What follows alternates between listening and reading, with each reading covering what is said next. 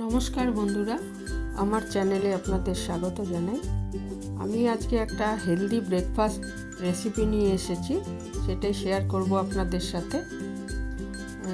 Oats আর এক টুকরো কুমড়ো যদি থাকে তাহলে সেই দিয়েই এই ব্রেকফাস্ট রেসিপিটা বানানো যাবে। তো আসুন দেখে নিই যেটা কিভাবে করেছি। প্রথমে এক টুকরো কুমড়ো, এটা খোসা ছাড়িয়ে ভালো করে ধুয়ে টুকরো করে নিয়েছি। আর মিষ্টি কুমড়ো, এটা এমনিতে মিষ্টি হয়, কাজেই এটা দিয়ে যে ব্রেকফাস্টটা বানাবো খেতে খুবই ভালো হয়।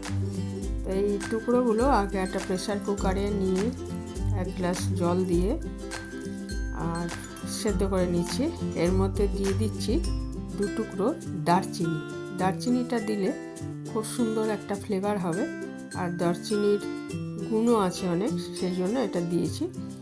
সেদ্ধ হয়ে গেছে, এবার এটাকে ঠান্ডা করে তারপরে গ্রাইন্ডারে দিয়েছি। ঠান্ডা না করে কিন্তু গ্রাইন্ডারে দেওয়া যাবে না, ঠান্ডা করে গ্রাইন্ডারে দিয়ে এটা পেস্ট করে নিয়েছি। তার আগে অবশ্যই আমি দারচিনির টুকরোগুলো ফেলে দিয়েছিলাম, কারণ সেদ্ধর সময় এটা নির্যাসটা চলে গেছে। আর আমি 1 কাপ মতো ওটস এটা গুঁড়ো করে নিলাম, গ্রাইন্ডারে গুঁড়ো করে নিয়েছি।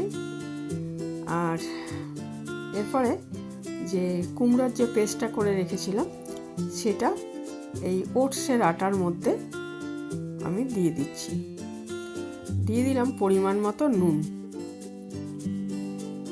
দিয়ে এটা আমি খুব ভালো মতো আটা যেভাবে মাখে সেইভাবে মেখে নিচ্ছি। মাখা হয়ে গেলে এটা ঢাকা দিয়ে মিনিট 10 রেখে দেবো। তারপর এটা রুটি বানিয়ে নেব। তো ওটস আর কুমড়ো দিয়ে তৈরি এই রুটি ব্রেকফাস্টের জন্য খুবই হেলদি একটা ব্রেকফাস্ট। এটা টিফিনেও দিতে পারেন। এর সাথে এটা শুধুও খাওয়া যাবে, অথবা কোনো চাটনি বা রায়তা বা আচার এগুলোর সাহায্যে খেতে খুব ভালো লাগবে।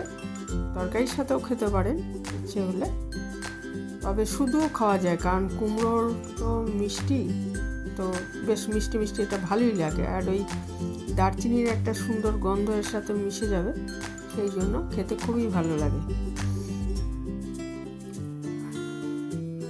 তো আমার এটা মাখা হয়ে গেছে, আর একটু ঢেকে রেখে দিয়েছিলাম। এবার এটার থেকে আমি সাইজ মতো গোলা করে নিচ্ছি রুটি বানানোর জন্য। আর এই রুটিটা যখন করব তখন একটু আটা দিয়েই বেলবো, সুবিধা হবে। তাহলে ওটসের আটা না, এমনি যে গমের আটা সেটা দিয়েই বেলবো, তাতে কোনো অসুবিধা নেই, কারণ বেলতে সুবিধা হবে। ওই জন্য আমি গমের আটা দিয়ে বেলেছি। কিন্তু রুটিটা হচ্ছে ওটস আর কুমড়ো পেস্টের। তো এগুলো আমি আস্তে আস্তে বেলে নিচ্ছি।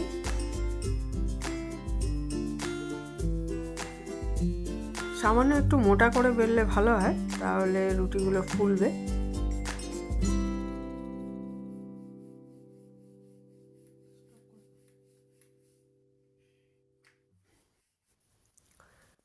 এইভাবে সমস্ত রুটিগুলো বেলে তাওয়ায় যেভাবে আমরা সেকি সেইভাবে সেকে নিলেই এই রুটিটা তৈরি হয়ে যাবে।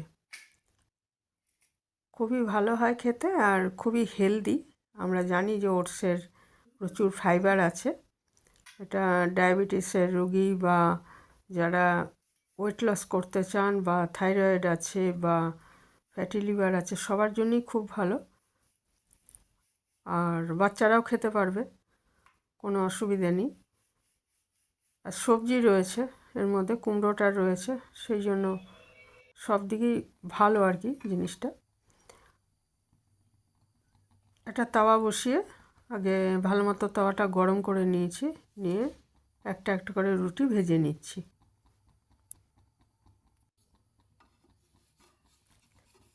তো এই ছিল আমার আজকের রেসিপি, খুবই সিম্পল বানানো কিন্তু খুব উপকারী। ব্রেকফাস্টের জন্য আদর্শ, আর ডিনারেও খাওয়া যায়। বা ইচ্ছে করলে টিফিনেও দিতে পারেন। আর কোনো তেল নেই এর মধ্যে, রুটি কাজের তেলের কোনো প্রশ্ন নেই। এটা জিরো অয়েল রেসিপি।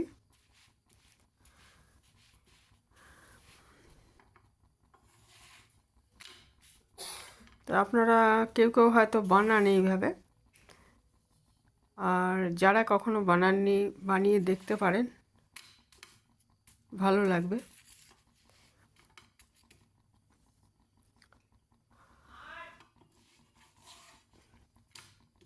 এইভাবে আমি সমস্ত রুটিগুলো ভেজে নিচ্ছি।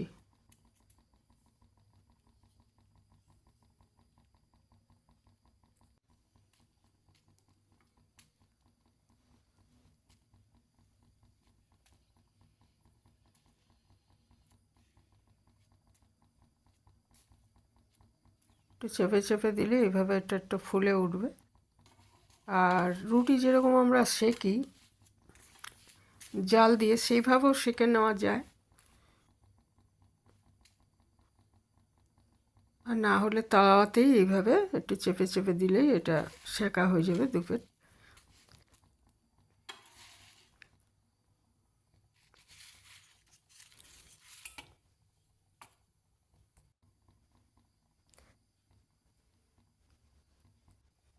তো এখানেই শেষ করলাম।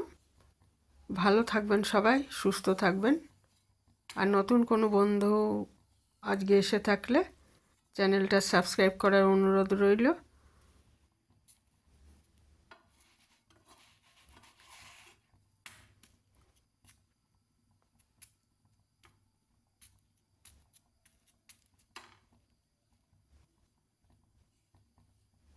যারা এতক্ষণ আমার ভিডিওটা দেখলেন তাদের অসংখ্য ধন্যবাদ। এখানেই শেষ করছি।